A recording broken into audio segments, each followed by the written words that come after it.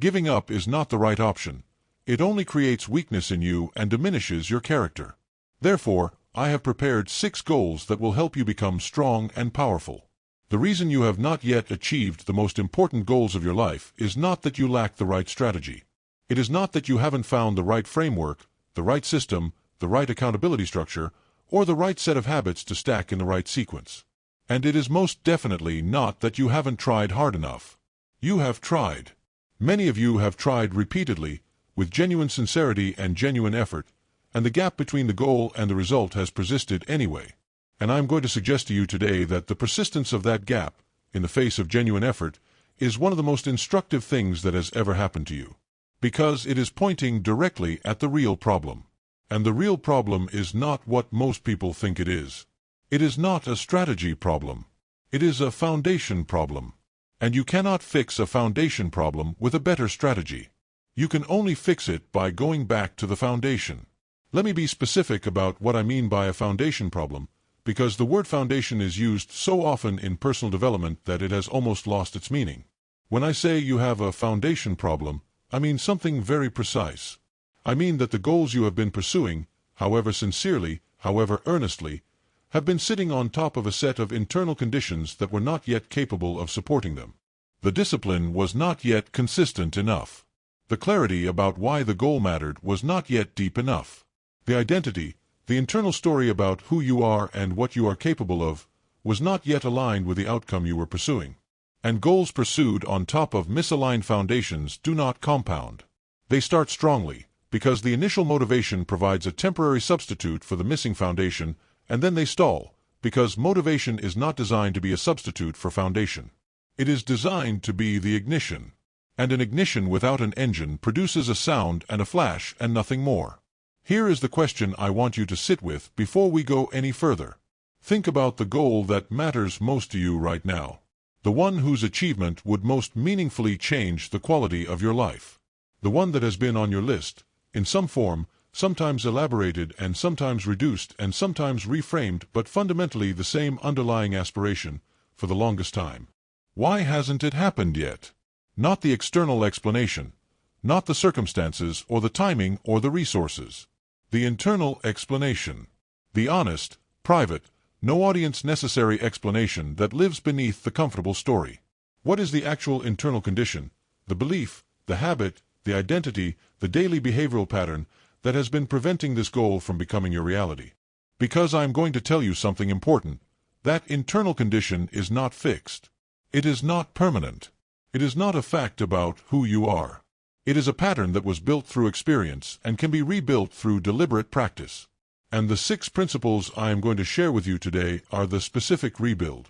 The specific foundation work that makes goals not just achievable but inevitable. I want to say something about the word principles because I am aware that the word can feel abstract, can feel like the kind of thing you nod at and then set aside in favor of something more immediately actionable. And I want to address that instinct directly, because I think it is one of the primary reasons people cycle through strategies without ever achieving sustained results. A strategy tells you what to do. A principle tells you why it works and how to apply it in conditions that no strategy can fully anticipate. The person who understands only the strategy is dependent on the strategy working in exactly the conditions for which it was designed.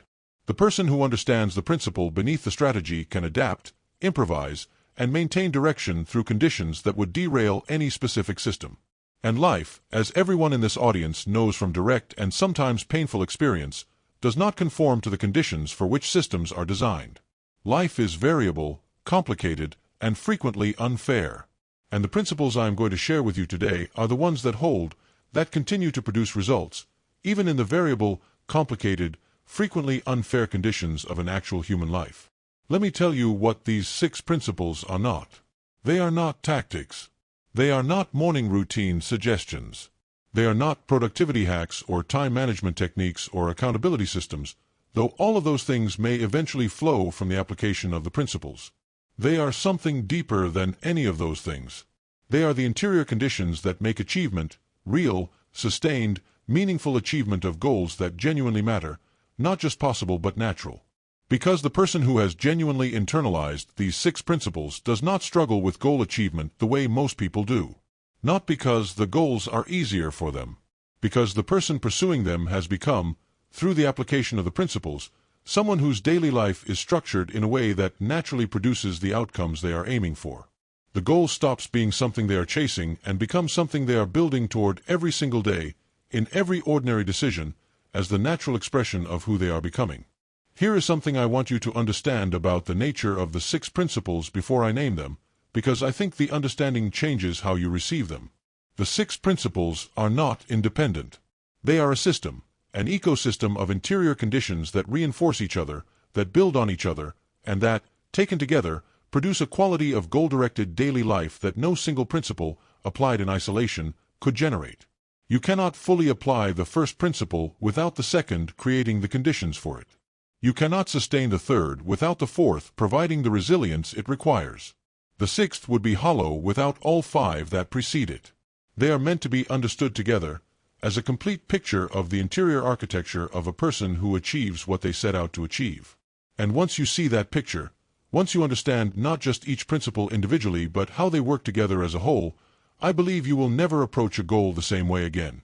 I want to introduce the first principle here, and then we will explore all 6 in depth as this conversation unfolds.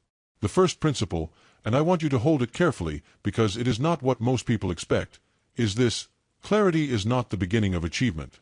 It is the achievement of beginning. Most people treat goal clarity as a prerequisite, as something you establish once, at the start, and then move past as you get into the real work. But genuine clarity, the kind that sustains effort through difficulty, that maintains direction through distraction, that provides the specific, personal, emotionally connected answer to the question, why does this matter? That kind of clarity is not established once. It is developed continuously. It deepens as you engage with the goal. It strengthens as the resistance reveals what the goal actually requires. It transforms as you transform. And the practice of returning to and deepening the clarity, daily, deliberately, as a non-negotiable interior exercise, is itself one of the most powerful goal achievement practices available. Not because clarity produces motivation. Because clarity, in sufficient depth, makes the alternative, the abandonment of the goal, feel less like relief and more like loss. Let me say something about the second principle here, and then we will come back to all of them in full. The second principle is what I call ownership without excuse. And I want to be careful about how I introduce this, because it is easy to hear it as a moral judgment, as a suggestion that everything in your life is your fault and that the circumstances and the obstacles and the genuine unfairness you have encountered don't matter. That is not what I mean. What I mean by ownership without excuse is the specific, practical, daily practice of focusing your energy and attention exclusively on the part of your situation that you can actually influence, and releasing, as completely as possible, the energy and attention that would otherwise go toward the part you cannot. Not because the parts you cannot control don't exist or don't matter, but because the part you cannot control has never been where achievement was possible. Achievement is always and only possible in the part you can influence. And ownership without excuse is the practice of living there, consistently, deliberately, even in the moments when the uncontrollable parts are most loudly demanding your attention. I want to plant something in your mind that I am going to return to throughout this conversation, because I think it is one of the most important ideas available to a person who genuinely wants to achieve meaningful goals. The idea is this: the primary obstacle to every goal you have not yet achieved is not external to you. It is interior. It is a set of patterns, of belief, of habit, of identity, of daily behavior, that are inconsistent with the outcome you are pursuing. And those patterns are not fixed. They are built from experience. And they can be rebuilt through deliberate practice. Every one of the 6 principles I am going to share with you is a specific, practical way of rebuilding a specific pattern that has been standing between you and the achievement of your most important goals. Not by forcing yourself through the resistance. By removing it. By building the interior conditions that make the goal not just achievable but natural. And the building of those conditions, patient, daily, interior, is the real work of goal achievement. And it is available to you right now, in the life you are currently living. So here is my invitation to you as we move into the deeper part of this conversation. I want you to hold your most important current goal in mind, not vaguely, but specifically. Name it, at least to yourself. Know what it is. And as we explore each of the 6 principles, I want you to ask yourself, honestly and privately, how fully each principle is currently present in your pursuit of that goal. Not as a critique, as a diagnostic, as the honest identification of which interior conditions are in place and which ones still need to be built. Because the diagnosis is the map, and the map is what makes the journey navigable. Let's begin. Let me tell you about something that I have observed in virtually every person who has genuinely achieved a difficult, meaningful goal, something that was present in all of them and that is almost never discussed in the goal achievement literature. Because the goal achievement literature tends to focus on the strategies, the systems, the external behaviors that produce the result. But what I want to describe is something that preceded all of those things. Something interior. Something that, once present, made every strategy and every system more effective, and whose absence made every strategy and every system, however well designed, eventually fail. The thing I am describing is what I call a settled decision. Not a goal. Not a plan. Not an intention. A settled decision. The kind of decision that has moved from the realm of, I want this, to the realm of, this is happening. That has shifted from aspiration to commitment at such a deep interior level that the question is no longer whether but only how and when. And the person who has made a settled decision about a goal, who has crossed that interior threshold, experiences goal pursuit in a fundamentally different way from the person who is still in the wanting stage. Let me describe the difference in practical terms, because I think it is essential to understand it at a granular level. The person in the wanting stage approaches their goal with a specific kind of conditionality.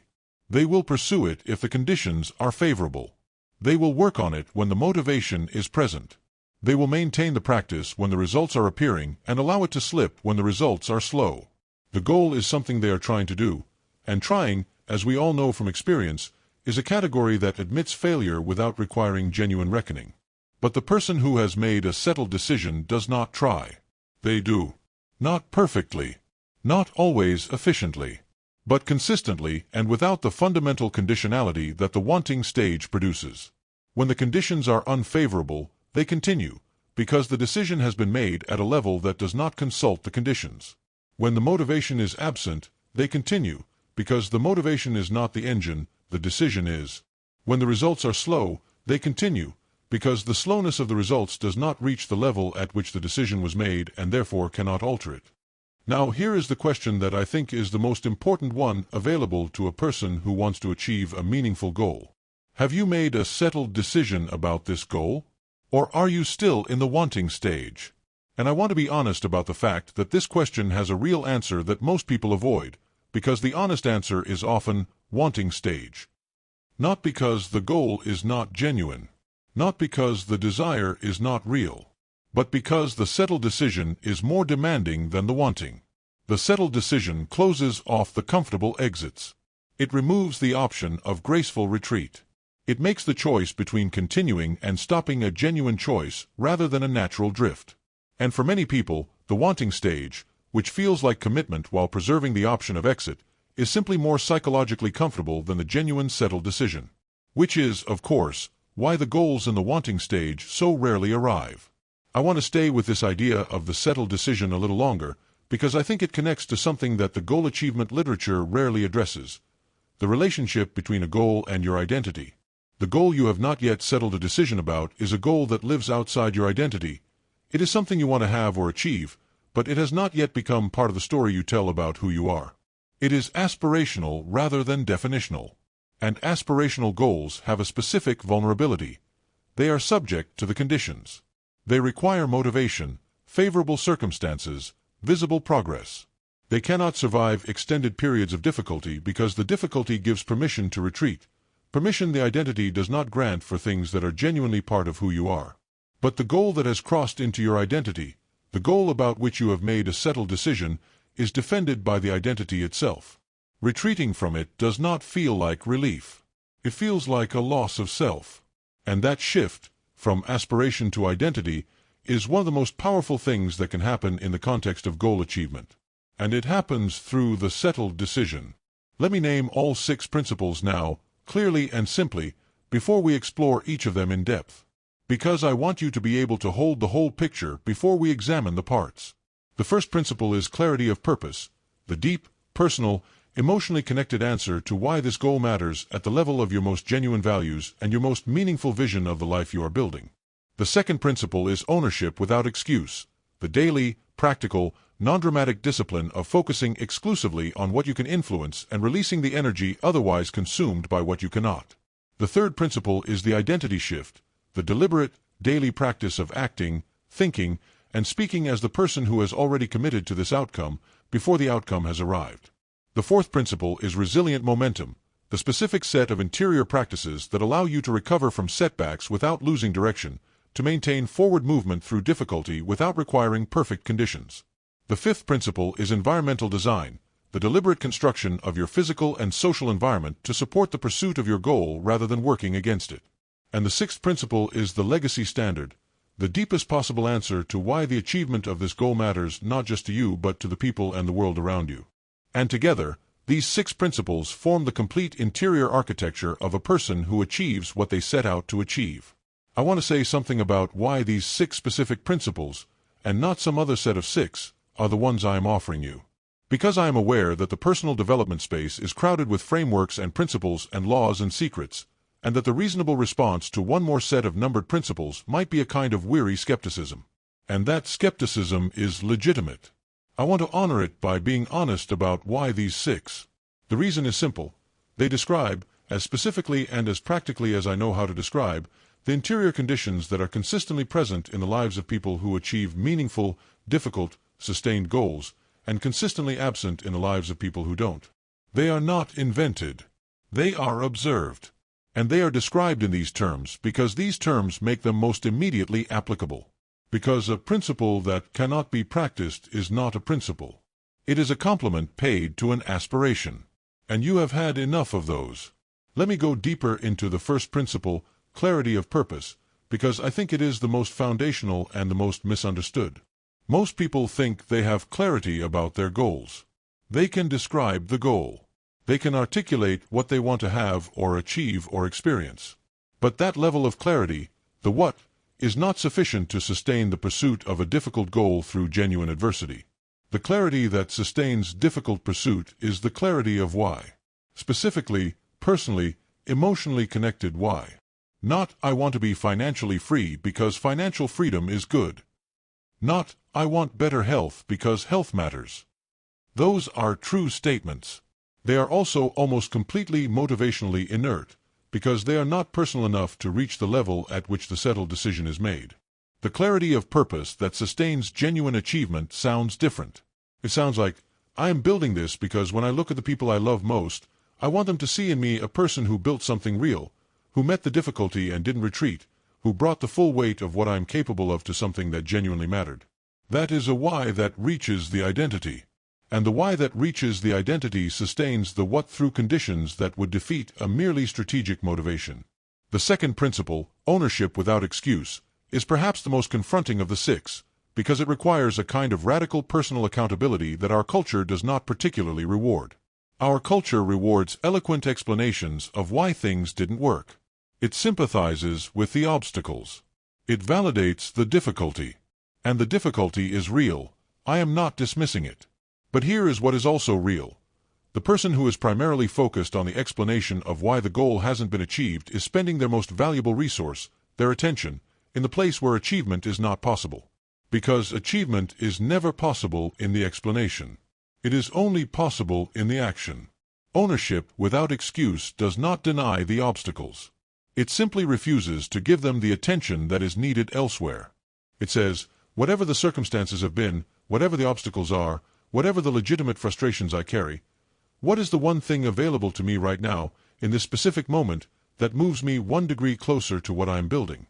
And then it does that thing, without requiring the circumstances to first acknowledge that they have been unfair. Let me speak briefly to the third principle, the identity shift, because it is the one that most directly connects to the idea of the settled decision.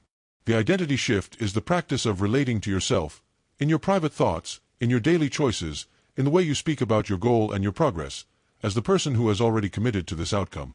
Not the person who is hoping to achieve it. The person who is building it. The person for whom the goal is not a wish but a direction. This shift sounds subtle. In practice, it is transformative. Because the person who relates to themselves as the builder rather than the hopeful, who makes daily choices from the identity of someone who is genuinely committed rather than from the identity of someone who is sincerely aspiring, makes different decisions. Not dramatically different. Subtly, consistently, cumulatively different. And those differences, accumulated across months and years, produce the compounding that aspiration alone cannot generate.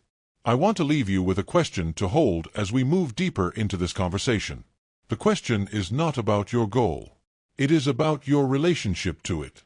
Are you pursuing this goal as a visitor or as a resident? A visitor passes through.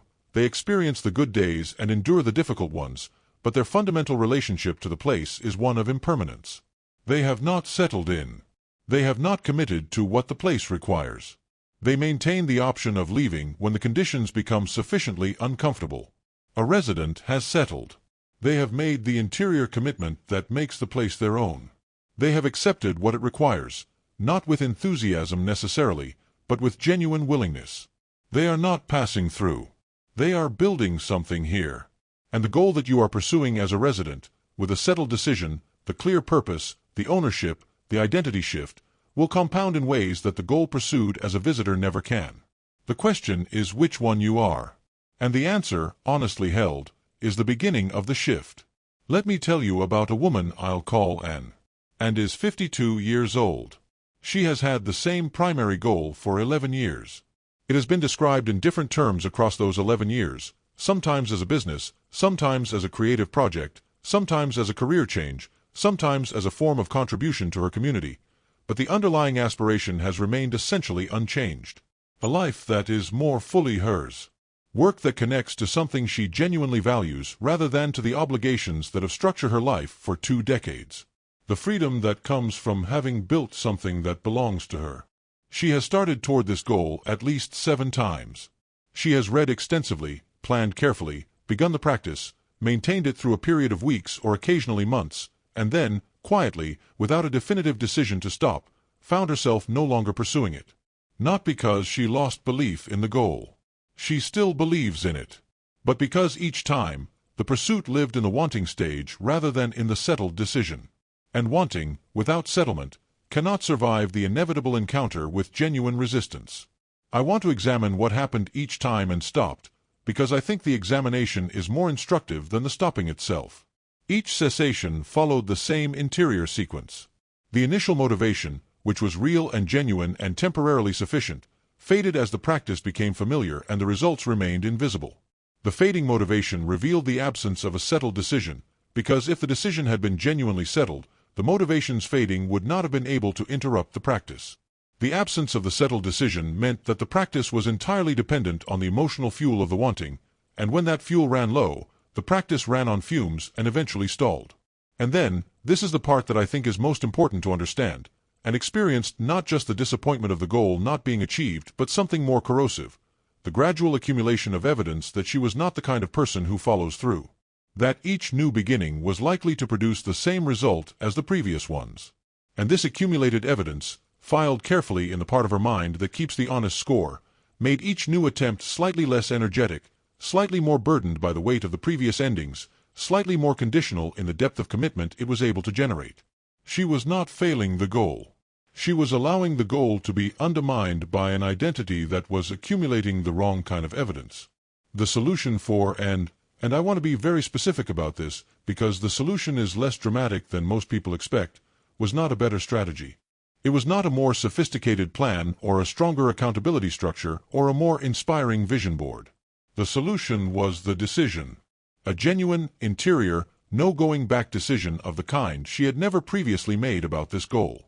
Not the decision to achieve the goal, that comes later as a result. The decision to be the person who is building toward this goal, regardless of the pace, regardless of the visible results, regardless of the conditions. The decision that removed the exit. And making that decision required something that Anne had been avoiding in all 7 previous attempts. A genuinely honest reckoning with what the goal required and whether she was willing to give it. Not whether she wanted to give it. Whether she was willing. Because wanting and willing are not the same thing. Wanting is about the outcome. Willing is about the cost. And you cannot make a settled decision about a goal until you have honestly confronted and accepted the cost it requires. Let me speak about the fourth principle, resilient momentum, in the specific terms of Anne's experience, because I think it illustrates what the principle actually means in the texture of a real life. Resilient momentum is not the absence of setbacks. It is the specific, practiced ability to recover from setbacks without allowing them to interrupt the fundamental direction. And the practice of resilient momentum requires three things that Anne, in her previous attempts, had never had in place simultaneously. First, a recovery protocol, a specific, pre-decided response to the inevitable moments of failure or interruption, so that the recovery is automatic rather than requiring a new decision under the pressure of disappointment. Second, a definition of continuation that is small enough to be maintained through the most difficult periods, a minimum viable practice so modest that even the worst week still has room for it. And third, the genuinely held understanding that the setback is part of the path rather than evidence that the path was wrong. These three things together produce a person who, when the inevitable difficulty arrives, does not stop. They slow down, they recover, and they continue. And the continuity, even imperfect, even diminished, is what the compounding requires. I want to tell you about a man I'll call Thomas. Thomas is 46 years old. He had a goal that he had been pursuing on and off for 8 years, the development of a professional skill that would allow him to transition from a career that paid well but left him hollow to work that was genuinely meaningful to him. He had invested in the development of this skill in intermittent bursts of intensity followed by extended periods of inattention. He had, by the time he encountered the principles I am describing, developed perhaps 30% of what the skill required, a significant amount, but not enough to support the transition. And he had, in the 8 years of intermittent pursuit, developed something else, a relationship to the goal that was colored by the same kind of accumulated evidence that had burdened Anne. The evidence that he was a person for whom this particular kind of sustained commitment was not quite available. The evidence that the goal would remain in the wanting stage. What changed for Thomas? And I want to describe this carefully, because the change was interior and therefore invisible but also total and therefore transformative, was the application of the fifth principle, environmental design. Thomas had been trying to pursue his goal in an environment that was designed, entirely by default, for everything except the pursuit of his goal. His physical space provided no dedicated area for the work. His schedule had no protected time for the practice. His social environment, the people he spent the most time with, had no particular knowledge of or investment in the goal. And his digital environment was a constant, ambient supplier of distraction that filled every gap in his attention before the practice could occupy it. The goal had been competing, every single day, against an environment that was specifically configured to support everything else. And the goal, without environmental support, was always going to lose that competition, not because the goal was weak, but because the environment was powerful. When Thomas redesigned the environment, protected the time, created the physical space, reduced the ambient digital noise, and brought 2 trusted people into knowledge of his commitment, the practice that had previously required heroic daily effort became, within a matter of weeks, almost automatic. Not easy, but structurally supported. And structural support, as we have established, is always more reliable than willpower. I want to speak about the sixth principle, the legacy standard, because I think it is the one that is most frequently overlooked in the practical goal achievement conversation, and that is, in many ways, the most powerful of the 6. The legacy standard is the deepest answer to why this goal matters.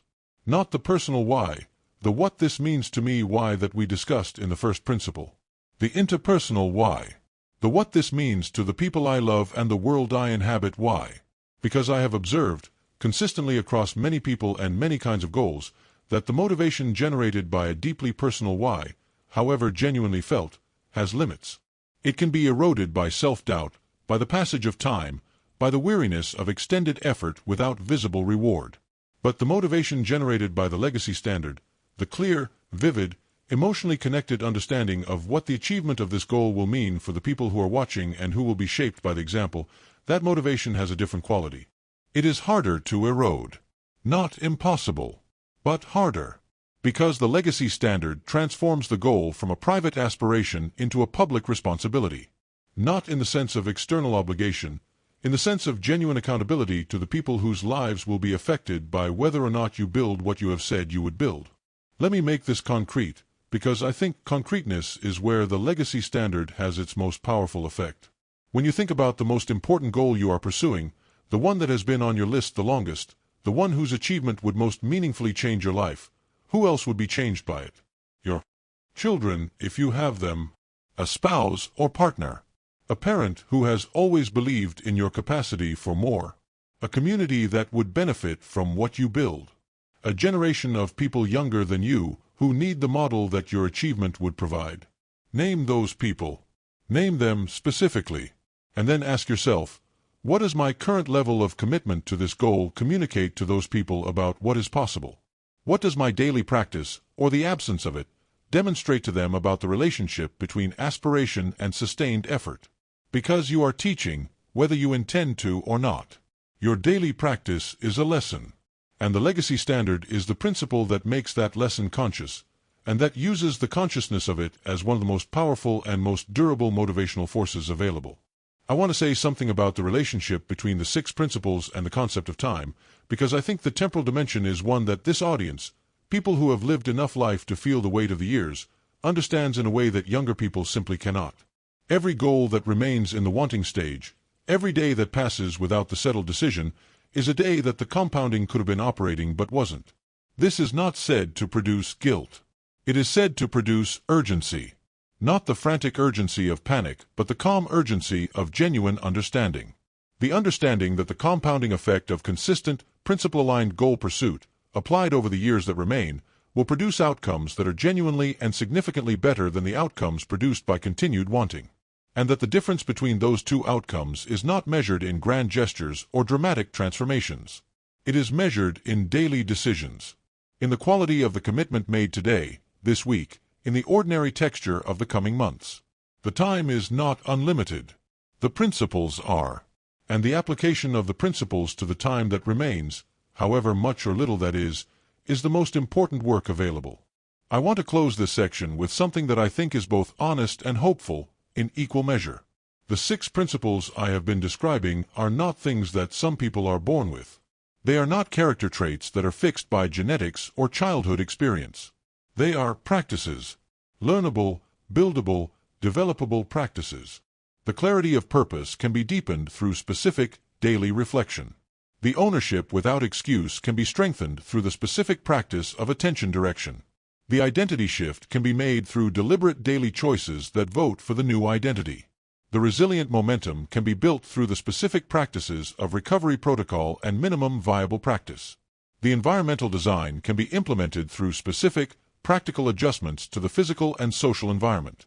And the legacy standard can be activated through the specific exercise of naming the people and the impact and the responsibility that the goal carries. All of it is buildable. All of it is available. And all of it begins with the one thing that all 6 principles require in common, the decision to begin. I want to go deeper into each of the 6 principles now, with the specificity that I believe transforms understanding into practice. Because understanding the principles at a conceptual level is valuable. But the value is only fully realized when the principles are operational in the daily texture of a real life, in the choices made on ordinary mornings, in the responses made to ordinary setbacks, in the habitual patterns of thought and attention and identity that constitute the actual interior architecture of a person who achieves what they set out to achieve. So let me take each principle and describe, as specifically as possible, what it actually looks like when it is being practiced in the specific, unglamorous, nobody-is-watching moments of an ordinary day. The daily practice of the first principle, clarity of purpose, looks like this. Every morning, before the day has fully assembled its demands, you spend 5 minutes with a single question. Why does this goal matter to me today, in the specific context of the person I am becoming and the life I am genuinely building? Not the same generic answer every morning. A fresh engagement with the question, because the answer deepens as you deepen. Some mornings the answer connects to freedom. Some mornings to legacy. Some mornings to the simple dignity of being a person who does what they said they would do.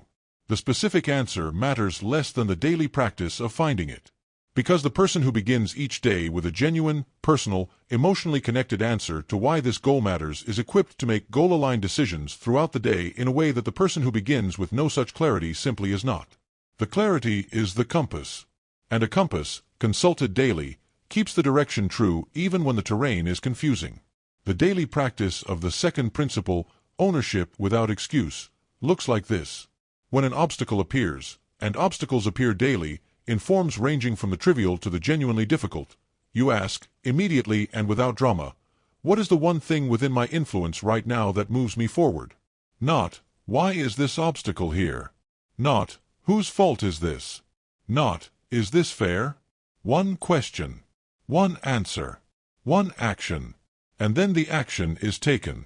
This practice does not deny the reality of obstacles. It refuses to allocate the most important resource, attention, to the part of the obstacle that cannot be changed.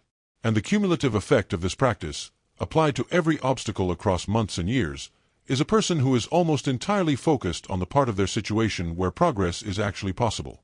And a person focused on what is possible makes progress at a rate that is genuinely astonishing to people who are still primarily focused on the explanation of why progress is difficult. The daily practice of the third principle, the identity shift, is perhaps the most subtle to describe because it operates primarily at the level of self-talk and self-conception rather than in visible external behavior. But it has a specific practice. The practice is this: each time you notice yourself thinking about your goal in the language of hoping or trying or wanting to, you interrupt and substitute the language of building and becoming and being. Not as an affirmation, as an honest redescription of a genuine interior commitment. The difference between "I'm trying to build a business" and "I'm building a business" is not semantic. It is existential. The first positions the person outside the commitment, looking in. The second positions them inside it, looking forward.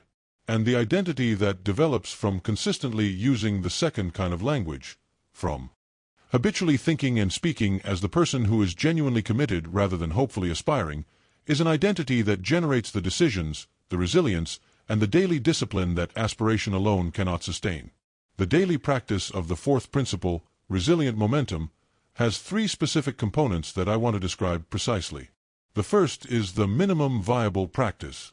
For every goal, you define the smallest possible version of the daily practice that still counts, still constitutes genuine engagement with the goal, still moves the direction, still casts a vote for the identity of someone who is building. Not the ideal version of the practice for the best days. The minimum version for the worst days. The version that can be maintained through illness, through family crisis, through professional overwhelm, through the exhaustion of a week that gave nothing back. Because if the practice can only be maintained in good conditions, it will not be maintained through the difficult ones. And the difficult ones are coming. They always come. The minimum viable practice is what keeps the chain unbroken through the difficult ones. The second component of resilient momentum is the recovery protocol.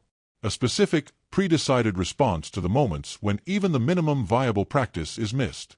Because those moments will also come. However committed, however well-designed the environment, however deep the settled decision, there will be days when the practice does not happen. And what happens in the 24 hours after the miss is one of the most important determinants of whether the goal is ultimately achieved. The person without a recovery protocol responds to the miss with a period of self-criticism that extends the interruption. They miss one day and then feel too behind or too guilty to return immediately, and the one day becomes 3, and the 3 becomes a week, and the week becomes the quiet ending of the attempt. The person with a recovery protocol responds to the miss with a single sentence: missed yesterday, returning today. No extended narrative. No renegotiation of the commitment. Acknowledge. Return. And the acknowledgement and return, practiced consistently, is itself one of the most powerful votes you can cast for the identity of a person who does not allow failure to become an ending. The third component of resilient momentum is what I call the long perspective practice. Once per week, you spend 10 minutes reviewing your goal pursuit not from the perspective of this week but from the perspective of this year. Where were you a month ago relative to the goal? Where are you now? What has actually changed, even incrementally, even in ways that are not yet fully visible in the results? The long perspective practice counteracts one of the most consistent and most damaging cognitive biases in goal pursuit, the tendency to evaluate progress against an unrealistically optimistic short-term expectation, find it wanting, and conclude that the approach is not working, when in fact the approach is working exactly as compounding always works, which is invisibly in the short term and unmistakably in the long term. The long perspective practice keeps the evaluation honest by expanding the time frame to the one in which the compounding is actually visible. Let me speak about the fifth principle, environmental design, with the specificity it deserves, because I think it is one of the most practically powerful of the six and one of the most underutilized. Environmental design is based on a simple and well-established principle of human behavior. We consistently overestimate the role of willpower in our daily choices and consistently underestimate the role of environment.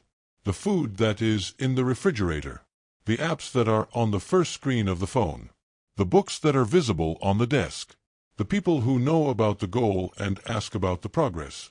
These environmental factors shape behavior with a reliability and a power that willpower cannot match, particularly over extended periods, particularly in the seasons of low motivation that are an inevitable feature of any sustained goal pursuit.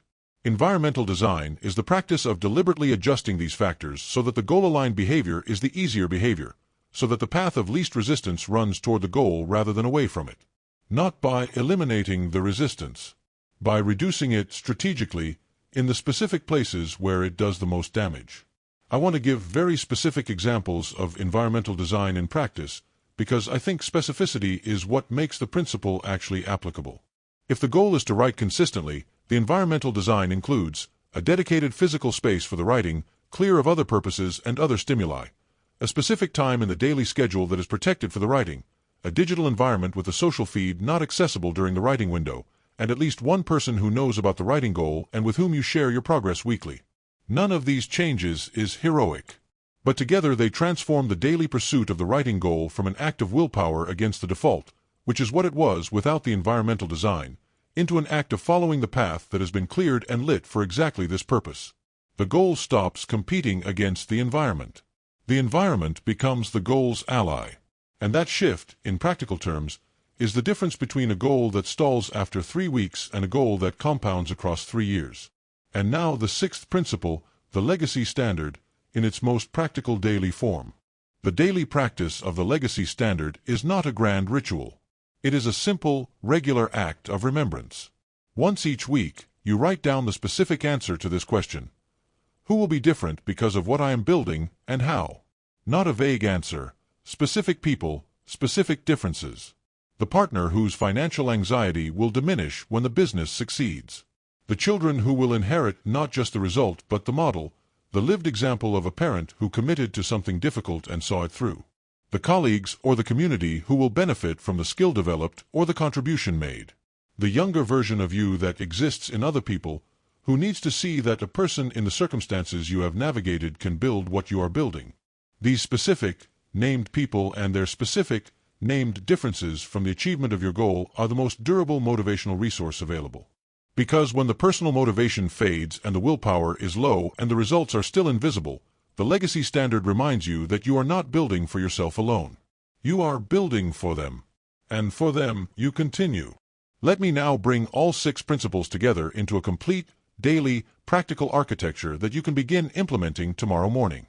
Not a complicated system, simple, honest, internally consistent practice that applies all 6 principles to your most important current goal in a way that is sustainable across the full span of time that achieving the goal requires. And I want to be clear about what I mean by sustainable. Sustainable means it holds through the difficult weeks, through the seasons of low motivation, through the periods when the results are invisible and the old patterns are pulling most strongly. That is the standard. Not sustainable when conditions are favorable. Sustainable when they are not. The morning practice, 10 minutes, every morning, non-negotiable. It has 3 components. First, 1 sentence stating the goal as a settled decision, in the present tense, as though the commitment has already been made. Not, I want to build this, I am building this. Second, 1 sentence naming the deepest personal why, the specific, emotionally connected reason that this goal matters at the level of your genuine values. Third, 1 sentence naming the minimum viable practice for today, the specific, smallest possible action that keeps the chain unbroken. These 3 sentences, written or spoken aloud each morning, do something that no strategy can do. They align the clarity, the identity, and the commitment at the start of each day, before the day has had the chance to present its competing demands. 10 minutes. Every morning. Without exception. The weekly practice, 30 minutes, once per week, at the same time each week. It has 4 components. First, the long perspective review. Where were you a month ago relative to the goal? Where are you now? What has actually changed? Second, the ownership audit. What obstacle appeared this week, And what did I do with my energy in relation to it? Was I primarily focused on the explanation or on the available action? Third, the environmental assessment. What in my physical or social environment helped or hindered the practice this week, and what one adjustment would make the environment more supportive next week? Fourth, the legacy reflection.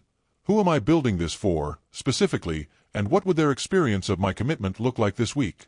These 4 questions, engaged honestly once per week, produce a continuous rolling clarity about both the internal and external conditions of the goal pursuit that it is impossible to maintain without a regular structured practice of this kind. The monthly practice, 1 hour, once per month, perhaps on the same day each month. It has 2 components. First, the identity audit. Who am I becoming through the pursuit of this goal? What qualities have I developed or deepened in the months since I committed to this pursuit? How has the identity shifted, even incrementally, from the person who was in the wanting stage to the person who is genuinely building? This component is important because it makes visible the interior change that precedes the external result, the development of discipline, clarity, resilience, values alignment, and makes it available as evidence of genuine progress even in the periods when the external results are not yet visible. Second, the settled decision renewal. Once per month, you explicitly renew the settled decision. Not because it requires external validation, but because the renewal is an act, a genuine interior act, of recommitting to the cost of the goal as well as the outcome. Of saying, I know what this requires, I know it will continue to require it, and I am choosing to continue. The renewal keeps the decision alive and prevents the drift toward the wanting stage that can happen even in people who have made an initial genuine settled decision. I want to speak about what happens when these 3 practices, morning, weekly, monthly, are maintained with genuine consistency across the first 3 months of application. Because 3 months is the threshold at which something important begins to shift. Not the external results, those may still be modest at 3 months. The interior architecture. The daily morning practice of clarity, identity, and minimum viable practice begins to feel less like an effortful discipline and more like a natural orientation. The weekly practice begins to produce a quality of honest self-knowledge about the goal pursuit that makes the 4th and 5th weeks better than the 1st and 2nd in ways that are specific and traceable. The monthly practice produces a deepening clarity about purpose and identity that is qualitatively different from the clarity available at the beginning. 3 months of consistent application does not achieve the goal. It builds the person who will. And the person who has been built by 3 months of genuine application of the 6 principles is fundamentally different, in their relationship to the goal, in their relationship to difficulty, in their relationship to their own capacity, from the person who began the practice 90 days earlier. Let me come back to and, because her story, like every honest story, has a second chapter. At 53, after 11 years of the wanting stage and 7 incomplete attempts, and made the settled decision. Not heroically. Not with a dramatic announcement. In a private conversation with herself, on an ordinary afternoon, in which she finally confronted and accepted the honest answer to the question she had been avoiding, what will it cost me to actually build this? Not hope that it won't cost as much as I fear. The actual cost. The specific time. The specific energy. The specific willingness to be uncertain and uncomfortable and to produce imperfect work for a sustained period before the skill is developed and the result is genuine. She sat with that cost. She did not minimize it. And then she said, inwardly, privately, without audience, yes. I am willing to pay it. And that yes was the settled decision. And from that day, something changed in the quality of the practice. Not immediately visible from the outside, but real. The practice continued through weeks when previous attempts had ended.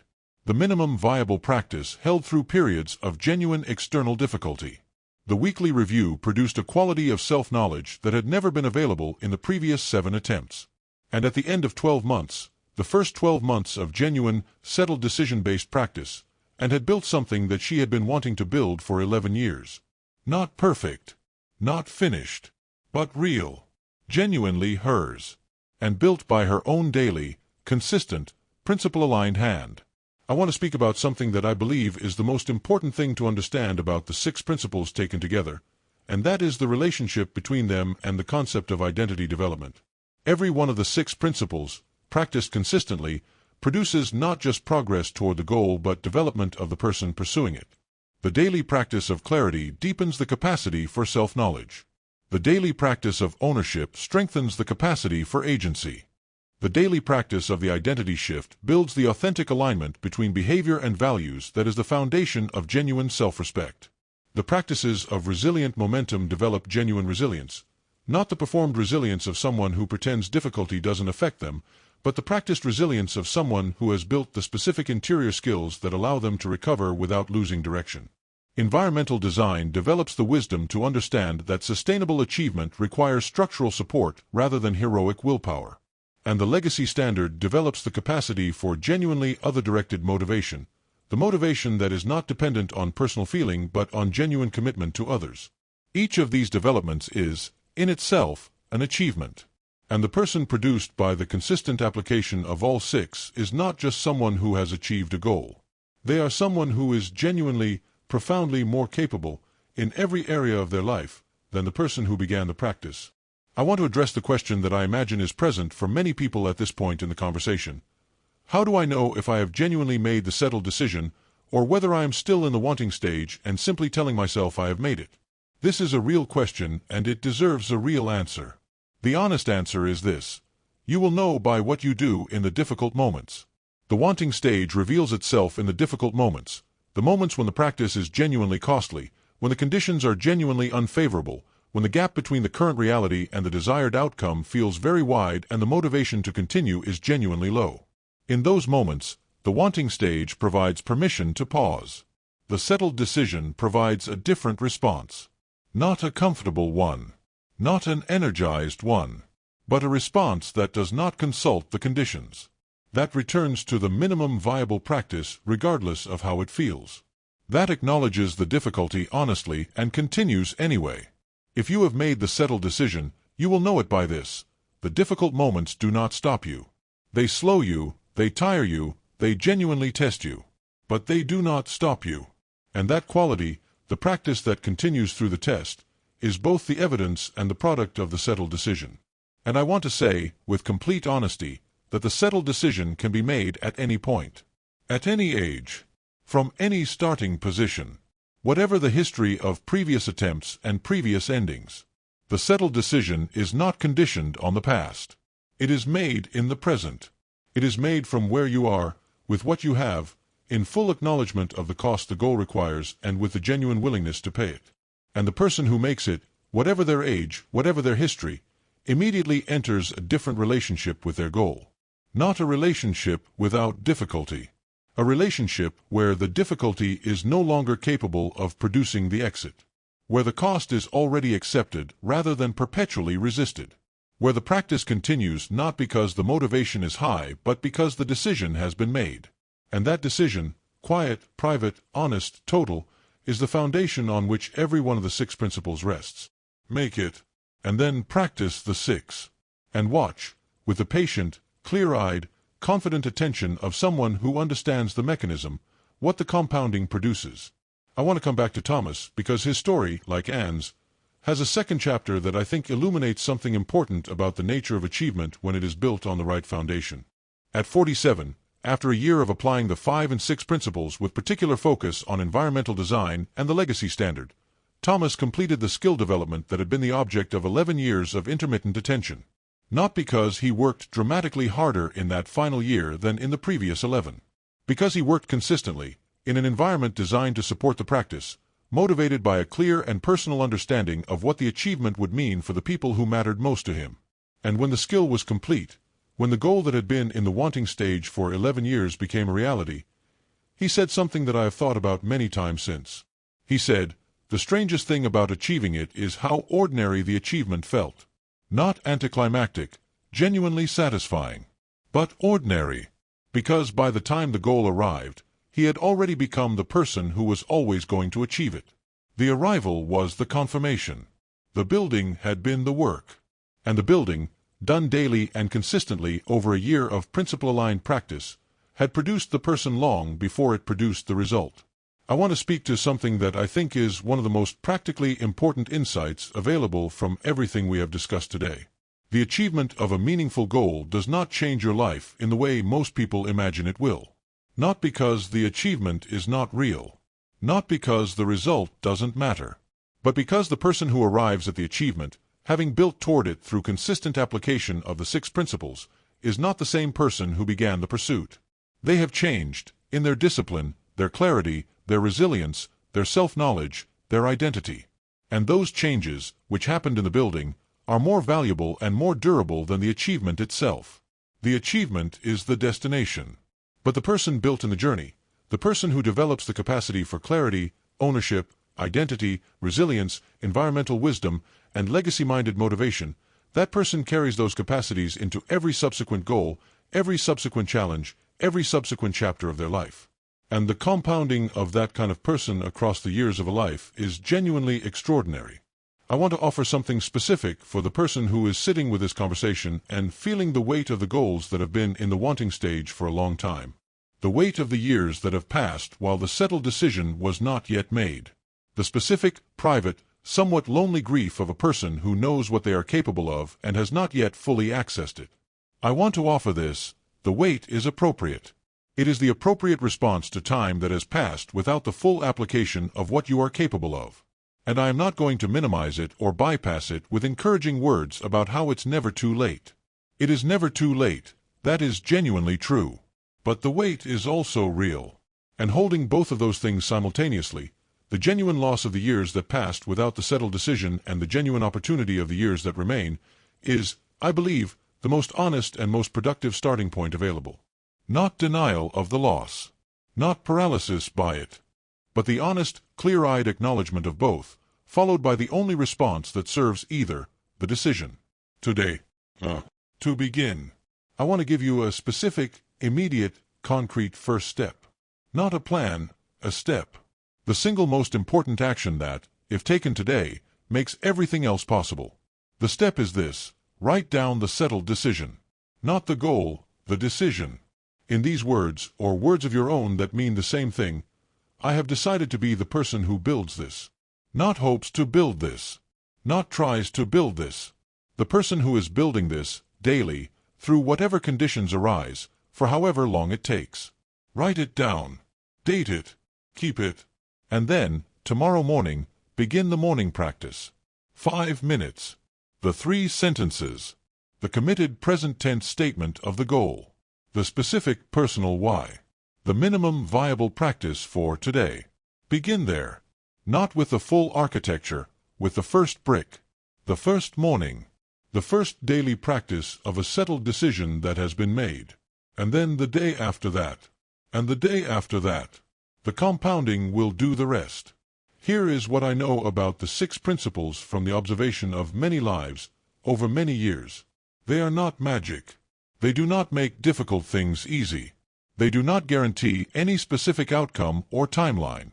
What they do, reliably, consistently, for every person who genuinely applies them, is this: they make the pursuit of meaningful goals structurally sustainable.